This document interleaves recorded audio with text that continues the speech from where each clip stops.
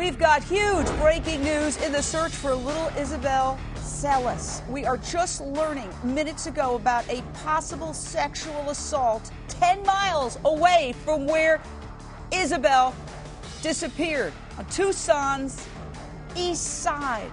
3 young girls, ages 6, 8, and 10, told deputies a strange man they didn't know, entered their bedroom at 2 o'clock this morning, 2 in the morning, and sexually assaulted them.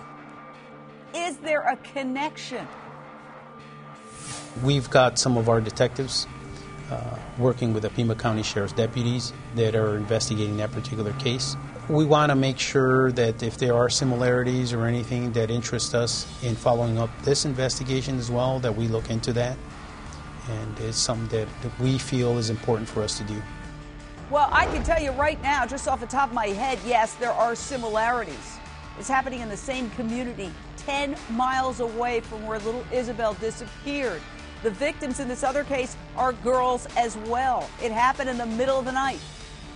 Isabel disappeared in the middle of the night. All this occurring on the east side of Tucson. Yes, those are commonalities.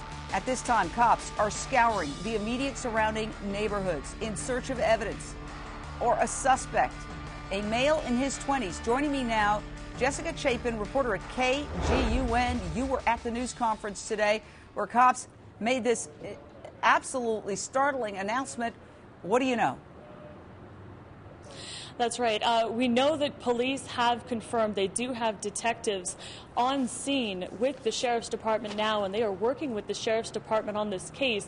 Police wouldn't elaborate on whether or not they think there are connections to the two cases, but that is a possibility that could be considered here. They do have detectives on scene to look at leads like that, look at that aspect of the investigation. We do know the girls' ages range from 6, 8, and 10. Isabel is 6-year-old as well.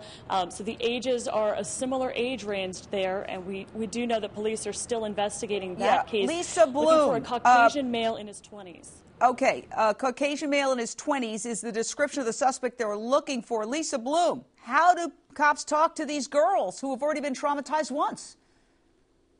It's very important for cops to talk to them and not to take the attitude of, I can't talk to them because they'll be traumatized. In my experience representing a lot of children who were sexually molested, it's a very healing process to talk to law enforcement, even to go to court and testify against a child molester or a predator. So I think it's very important for these girls to talk to police. It's important for police to follow up. I also want to say that if anybody goes online and looks at sexual predator registries, you're going to see dots all over your neighborhood.